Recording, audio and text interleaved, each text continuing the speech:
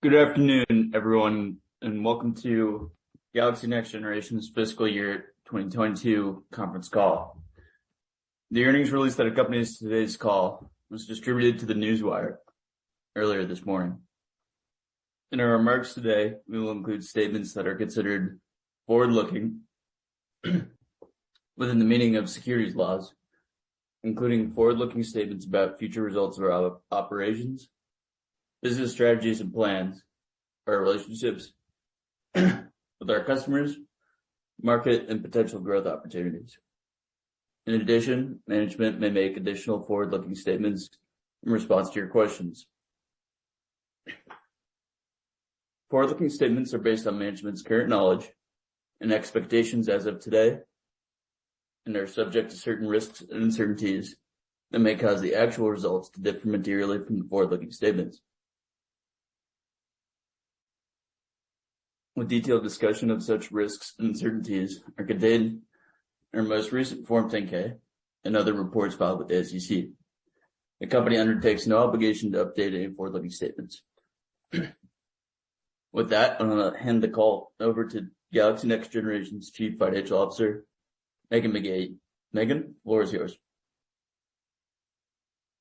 Thank you, Brooks, and good morning, everyone. Thank you for joining our call today to discuss our financial and operational results for our fiscal year ended June 30, 2022. Fiscal 2022 was an important year for Galaxy as the educational landscape continued to evolve to favor learning environments that foster collaboration and are also flexible. We laid the foundation of our business to position us for leadership in the interactive classroom technologies market, which is growing rapidly due to the recognition of these technologies' importance in the modern classroom. Importantly, organizations in the public and private sector have increased budget allocations for innovative solutions, and our competitive value proposition has allowed us to capitalize on this emerging opportunity. In addition, our new entry into the school safety and security market has given us the opportunity to re-engage with existing customers to offer additional products that are in support of their safety initiatives. It has also opened the door for additional funding sources. With the recent passing of the new security stimulus, schools will receive an additional $1 billion in funds for student health and safety. To prepare our organization for this increased demand, we made investments in our sales and marketing functions with the goal of broadening our presence in new markets, as well as those in which we have existing customers. In addition to our new regionally focused sales managers, we recently announced the addition of Todd Eddy as our Chief Revenue Officer to lead sales growth and customer success at the executive level. We are thrilled to have a veteran in technology sales leading these efforts, and we are confident in his ability to effectively grow our customer base. During the year, we secured 19 new reseller partnerships with nationally renowned and regional specialists, which we believe is a key component to effectively capturing market share with local school systems. This dual approach has enabled us to quickly expand our footprint throughout the southeastern, northeastern, and western U.S., which collectively account for many thousands of target school districts. While we continue to focus predominantly on the K-12 education space, we have identified other verticals, such as the commercial, healthcare, and government sectors, as potential growth areas in the coming years. And our new partnerships have allowed us to begin cultivating important relationships within these industries. To summarize our success in fiscal 2022, we launched two new product categories, G2 Link and G2 Secure, and added G2 HChat to the G2 Secure product line. We have continued to diversify ourselves from just the interactive flat panel product line to the higher margin products of G2 Communicator, our digital intercom platform that offers both flexibility and scalability throughout the integration process. Our competitive position is being recognized by the education industry, and we are proud to have our G2 Secure and recently launched G2 Link classroom audio system each win platinum awards from Spaces for Learning, a leading publication for education institutions. G2 Secure also won a 2021 Campus Technology New Product Award from the leading industry media brand, The Journal. To protect the value of our underlying technology, we have prioritized creating a robust IP moat for our platforms as a critical part of our growth strategy. With our most recent patent granted to support the integration of G2 Communicator and G2 Link platforms, We're pleased to now have 2 patents issued and 2 others pending issuance. We believe each of our solutions contribute to a more positive learning environment, and above all, we recognize the safety of teachers and students is paramount to achieving this.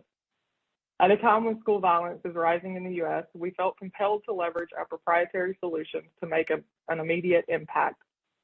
We made the decision to offer a complimentary subscription to our G2 Visual Alert Security solution to every school and school district in the U.S. We are pleased to be able to assist our communities in these challenging times, and we do urge every school to take advantage of our offer. Put simply, the modernization process for learning environments is centered around increasing student engagement and achievement. We have designed our systems with that primary goal and believe that our approach to developing our holistic product suite is our core differentiator and driver of our success. I will now provide an overview of our financial and operational results for the fiscal year ended June 30, 2022. For the fiscal year 2022, revenues did increase 4% to approximately $4 million compared to $3.8 million in the prior year, with an additional $200,000 in deferred revenue at year end. The increase in annual revenue was driven by our expanded customer base for interactive panels and an increase in interest of G2 Communicator, G2 Secure, and G2 Link. Gross profit of $550,000 in fiscal year 2022 compared to gross profit of $1.7 million in the prior year. Important to note, our gross profit in fiscal year 2022 was affected primarily by an inventory adjustment we made to write off obsolete inventory of one of our previous acquisitions, as well as amortization of product development costs, shipping and supply chain delays, and higher freight costs. General and administrative expenses were $5.3 million in fiscal 2022, an improvement of 33% compared to $7.9 million in the prior year. Other expenses decreased significantly to $1.5 million in fiscal year 2022, an improvement of 92% compared to $18.3 million in the prior year.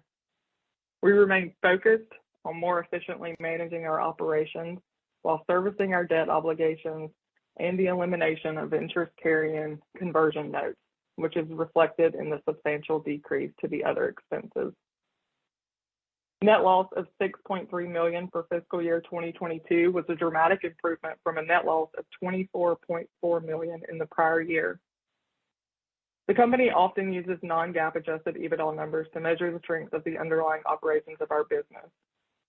For the fiscal year 2022, we showed a non-GAAP adjusted EBITDA loss of $5.7 million compared to $3.4 million in the prior year. The adjusted EBITDA has begun to align more closely with our GAAP net loss, which is a testament to our efforts to no longer issue dilutive equity in lieu of cash. Turning to our balance sheet, we ended the fiscal year with a shareholder deficit of approximately $2.2 million. As we move forward, we are working diligently to reduce our deficit further. We reported total liabilities of $6.8 million, reflecting a 22% decrease from $8.8 million in the 2021 fiscal year end. The $2 million decrease was mainly due to the elimination of our derivative liabilities, which were a result of 3 related party notes for which the debt was exchanged for preferred stock. As a reminder, the preferred series is eligible to convert into common at 37 cents per share. The adjustment to obsolete inventory I previously mentioned was primarily recognized in inventory, which contributed to the decrease in total assets at 2022 fiscal year end compared to the prior year. And cash equivalents totaled approximately $300,000 as of fiscal year end compared to $540,000 as of the end of the fiscal year 2021. And finally, on the topic of guidance that we issued in today's earnings release for fiscal year 2023, we expect our annual revenues to be at least $6 million, which represents year-over-year growth of at least 50% from fiscal 2022. As our expanded sales team and partnerships execute on their strategies for increased revenue, we are working to strengthen our balance sheet in preparation for our long-term growth and short-term operational goals. And with that, I will open the call up for our question and answer session. All right. So our first question here, so you mentioned that you launched two new products this year, G2 Link and G2 Secure. Can you elaborate a little more on what G2 Secure is and how it helps support the need for a safer school environment? Yeah, sure. So G2 Secure is a module or a dashboard within G2 Communicator, which is our full, intercom bell paging system. It's a user interface within there that allows the emergency lockdown type alerts to be issued. They can be issued from any device, including a cell phone, through our G2 Activator app. Once the initial alert is issued, it's sent out to every computing device enrolled in the school's ecosystem. So student Chromebooks, iPads, interactive panels, regular Windows machines, whatever it is, receives this alert, which is a visual take over the screen image that initiates a lockdown as necessary. Once that is sent, it also triggers the G2 HChat window to populate, which is real-time communication to all those that have the correct credentials, and also to include law enforcement and first responders. The instant chat feature helps streamline the communication so that once law enforcement does arrive on scene, they have as much information about the crisis situation as possible. The G2 Secure dashboard does operate with an open API, so we can also integrate and monitor certain door locks, access control systems, really kind of whatever the school deems important for their safety plan. And so when we were doing our market research on new product development, I think that concise communication during emergencies was nearly an untouched market, but one that all of our customers expressed a need for. And so, we feel that this product does have the most potential of all the other G2 products on the line card to gain the most traction in the coming years. Thanks. The next question, with the hire of your new Chief Revenue Officer, can you expand on what initiatives they plan to put forth in sales and marketing, and what impact you foresee this person and position in general having on the top line revenue? Yeah, sure. So Todd comes to Galaxy with over 20 plus years in the ed tech and enterprise industries. He's worked both in manufacturing, distributing, and reselling, and spent several years running the sales team at one of the top 3 ed tech reseller companies in the United States. This experience brings a whole wealth of knowledge to what we're trying to achieve with our revenue goals. And although he's only been with us now for 3-4 weeks, I believe, he's already prepared to launch a whole new marketing campaign with the strategy of building, one cohesive message: interact, communicate, secure. And this will help unify company messaging to tie all products, including the interactive flat panels, into that G2 Communicate and G2 Secure ecosystem. On the sales side, he will champion the move from our current light channel model into a 100% channel or reseller sales model in order to quickly scale top line revenue. Utilizing a channel of resellers that already have established name branding and presence, state and local contracts, bid teams, integration capabilities provide us, with an immediate national reach and broader market coverage versus, us trying to go at it with our internal sales team. And Todd has already secured relationships for us with 3 of the top 10 ed tech resellers in the nation. So we're definitely excited to see his strategies roll out further and what effect that will have on that top line number. Excellent. Next question, looking forward into fiscal year 2023, what can we expect in terms of additional new products or new product features without giving away any industry trade secrets? So most of our product roadmap is really centered now around G2 Secure and bringing the other products such as G2 Link and the interactive panels underneath that safety and security umbrella. The goal being that all, of our Galaxy products are acting as one fluid entity to foster that engagement, which increases student achievement. And we want to do it while developing a peace of mind during that process by creating that safer learning environment. with most of our development, still being handled in-house by our own team of engineers, software developers, we are able to be nimble and quick when new ideas come to fruition. And so we intend to use this to our advantage and create opportunities where we're first to market with these new innovative technologies. Great. The next question relates to the $1.3 million in purchase orders and contracts received after fiscal year end. Can you provide just a little more color on how you expect that $1.3 million to be recognized as go forward revenue? And then, kind of going off that, what other assumptions are baked into the fiscal year 2023 guidance issued this morning? Yeah, of course. So we have seen, an uptick in orders filling the pipeline since the return of school, August, September timeframe. And this has created a pretty solid outlook for us into the next 2 quarters, and in some cases, even beyond that. We currently, have a backlog that exceeds $2 million, which we intend to complete deliver on that in the near future, pending any unforeseen supply or shipping delays that we are still seeing from time to time and dealing with. Outside of the backlog, we do have a decent insight into our pipeline since the education buying cycle is often a very long one.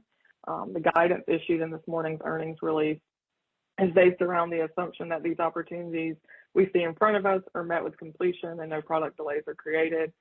This guidance is based on the company's current business operations as well and does not account for any additional resources such as, new reseller relationships or significant cash infusions that would allow for us to ramp up sales in an even, faster or larger manner.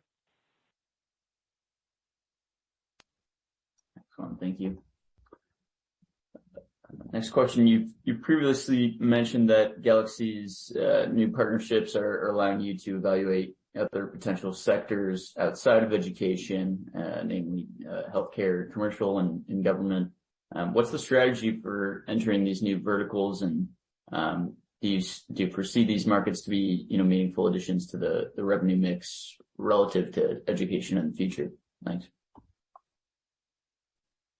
Yeah, so we've already seen some success into the commercial or what we refer to sometimes as enterprise markets with our new partnership with CNC Tech Group in the Northeast and our joint relationship with them in Wise Components. So the enterprise market will most likely be the one we focus on tapping into first. I think that the other verticals do help alleviate, the seasonality that we see with educational buying cycle. However, from an ROI, return on investment perspective, education sales will still rank much higher. In the enterprise world, we're able to install a couple of panels, maybe some of the communicator or secure products into an office building. While with the school building, we're able to install 30 to 50 panels, 30 to 50 audio systems, and fully integrated intercom solution, including that secure. So, in comparison to an education sale, maybe upwards of 100,000 plus, while an enterprise sale, maybe closer to 10,000. But we will continue to invest mainly, in that K-12 ed tech market from marketing and sales perspective, but do understand the need to have the ability to transfer into other verticals. And we'll continue to find the right partners like CNC and Wise to help us achieve that goal moving forward. Makes sense. Thank you. Final question here. It's great to see such dramatic improvements in the operating and net loss lines. Is the bulk of these cost improvement initiatives behind you now, or is there more room for containment as you approach toward profitability? Yeah, I mean, we do definitely have more room for improvement. I think a company should always seek additional improvements to operating expenses. Our growth has definitely come, with a lot of overhead, not just in R&D, but in legal and accounting and audit fees. And I think, as we start to reach our higher top line revenue goal, we will also be able to finish, cleaning up some of that lingering debt and or liability obligations, which will allow us to operate in a more streamlined fashion. One example is we currently use accounts receivable financing to assist in filling in some of the gaps between payment terms from our customers on larger orders. But this type of financing carries, high interest rates. And when we reach a time of more consistent revenue, we'll be able to cut back on the interest expenses related to these type of transactions. This is just one example, of course, of an area that we'll seek out for improvements, but profitability is our focus, and we do seek it out with that two-pronged approach of top line increases and bottom line, improvements. Okay. That concludes the Q&A portion of today's call. With that, I'll turn it back over to you, Megan, for closing remarks. Great. Thanks, Brooks. And thank you all for joining us on our call today. Thank you to our employees, partners, and shareholders for your unwavering support. We're excited to build upon our momentum in fiscal year 2023 and hope you continue to track